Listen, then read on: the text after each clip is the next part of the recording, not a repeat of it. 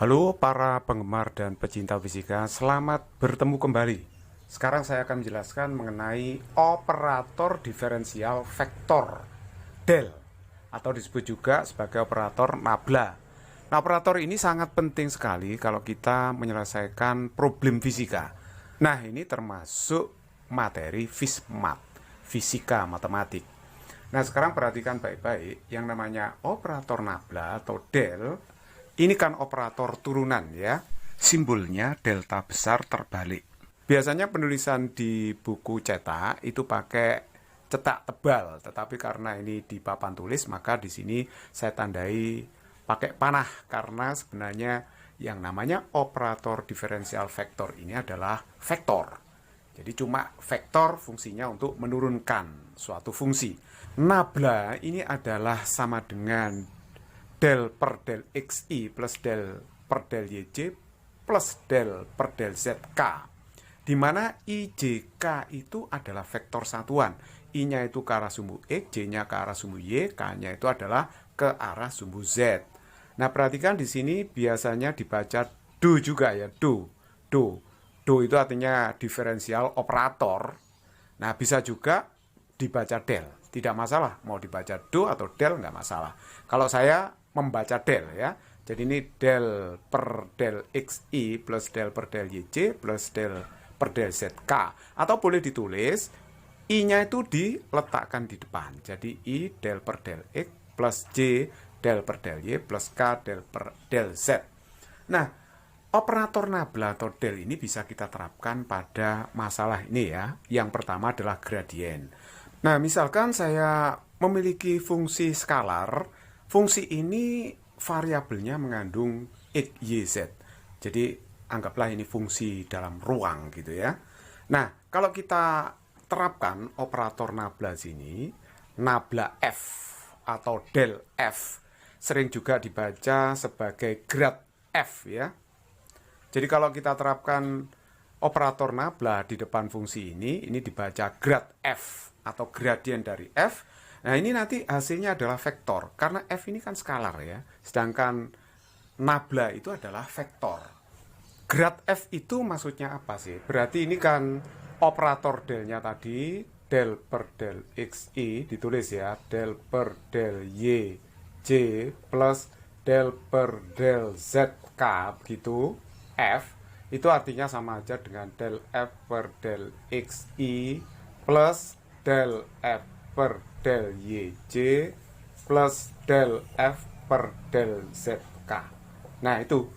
Nah, kalau kita lihat di sini mengandung vektor satuan ijk, itu berarti grad f itu hasilnya adalah vektor. Ini saya berikan contoh ya. Misalkan saya punya fungsi skalar seperti ini, x kuadrat plus 2y kuadrat plus xyz. Yang ditanyakan adalah grad f-nya itu berapa. Nah, caranya kita turunkan dulu ya, berapa del f per del x. Jadi kita menurunkan parsial ke variabel x ya. Jadi yang lain ini kalau bukan x itu dianggap bilangan. Jadi seperti ini 2y kuadrat itu bilangan ya. Berarti di sini yz itu bilangan. Jadi kita menurunkan terhadap x kuadrat diturunkan 2x. Sedangkan ini bilangan, kalau diturunkan 0 ya. Sedangkan xyz ini diturunkan ke arah x, berarti hasilnya adalah yz. Oleh sebab itu hasilnya adalah 2x plus yz. Seperti itu. Nah, sekarang kita turunkan del f per del y ya. Jadi diturunkan ke variabel y. Jadi e kuadrat itu bilangan. Jadi kalau diturunkan 0, jadi 2y kuadrat diturunkan berarti kan 4y ya. Terus kemudian ini xyz diturunkan ke arah y, berarti hasilnya adalah xz. Oleh sebab itu hasilnya 4y plus xz. Sedangkan del f per del z kita turunkan ke variabel z, berarti ini bilangan, diturunkan 0. Ini juga bilangan ya, jadi diturunkan 0. Sedangkan ini kalau diturunkan adalah xy, karena z turunannya 1. Jadi kalau gitu hasilnya adalah xy, seperti itu. Nah, grad f tadi itu kan artinya ini ya. Jadi del per del xi plus del per del yj plus del per del zk f. Jadi ini sama artinya dengan ini kan. Oleh sebab itu kita tinggal memasukkan del f per del x itu adalah 2X plus YZI. Nah, sedangkan del F per del Y itu adalah 4Y plus XZ J. Sedangkan del F per del Z itu adalah XYK. Nah, kita mempunyai grad F seperti ini. Simple problem. Nah, penerapan yang kedua dari operator del itu adalah untuk ini, masalah divergensi. Misal terdapat fungsi vektor ruang Fxyz ya, F1i plus F2j plus F3k, di mana IJK itu adalah vektor satuan, masing-masing ke arah sumbu X, ke arah sumbu Y, dan ke arah sumbu Z. Jika operator nabla ini didotkan dengan suatu vektor ruang, ini sering dibaca sebagai div F. Hasilnya pasti skalar ini. Nah, jadi ini bacanya adalah div F.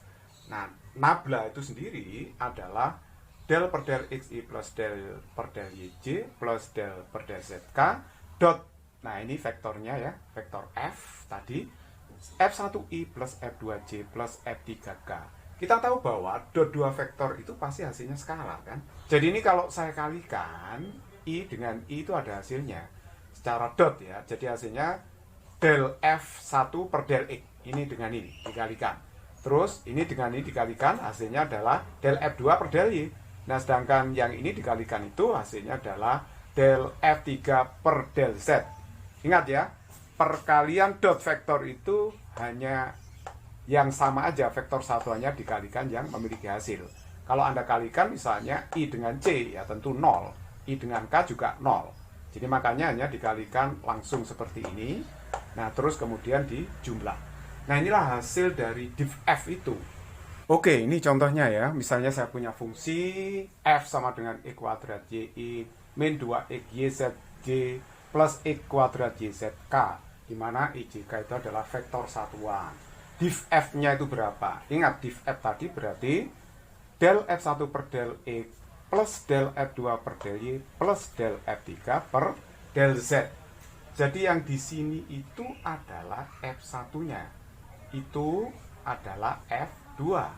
Yang ini adalah F3. Saya kira tinggal menurunkan aja kita ya. Jadi mari kita turunkan del F1 per del X itu adalah diturunkan variabel X-nya ya. Diturunkan ke arah variabel X. Jadi ini 2XY. Ya kan?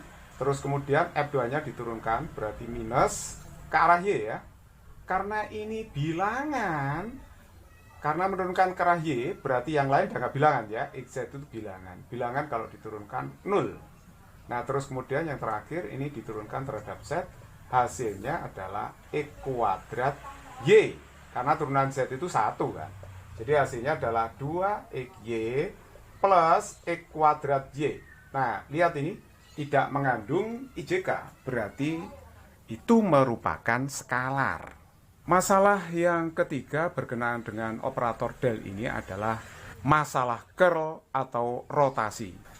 Curl dari vektor ruang ini akan menghasilkan vektor juga. Kalau ada operator nabla di-crosskan dengan vektor ruang F, maka ini dibaca curl F atau rot F. Misalkan terdapat vektor ruang F itu F1i plus F2j plus F3k, di mana IJK itu adalah vektor satuan. Maka nabla cross F atau curl F itu adalah, nah nablanya kan seperti ini ya, terus di-crosskan dengan vektor ruang. Hasilnya itu sama aja dengan menghitung determinan matriks Urdo 3. Kita tandai dulu caranya, ini plus minus plus. Jadi I-nya nanti plus, J-nya min, sedangkan K-nya itu plus. Nah, kita tutup kolom I. Kalau kita tutup kolom I, maka kita akan menemukan metrik Urdo 2. Perhatikan yang ini ya, bukan vektor satuannya.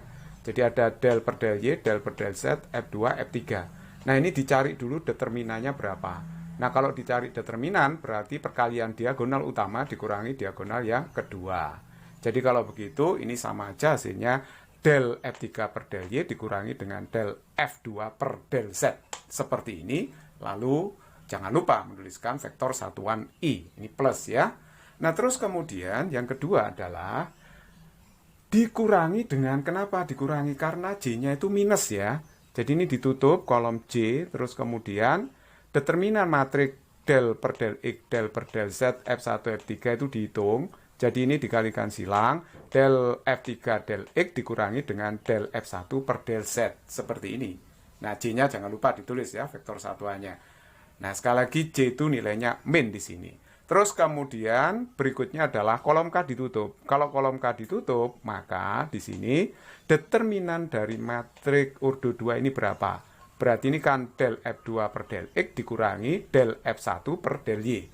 Itulah hasil nabla cross F atau curl F.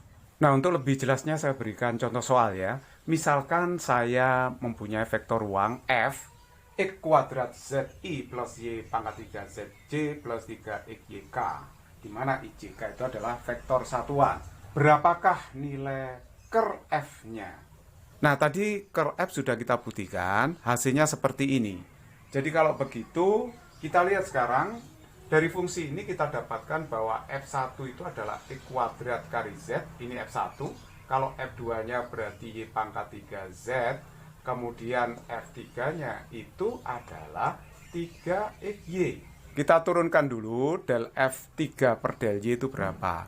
F3 itu mana? Ini ya. Diturunkan ke arah Y. Jadi hasilnya adalah 3X.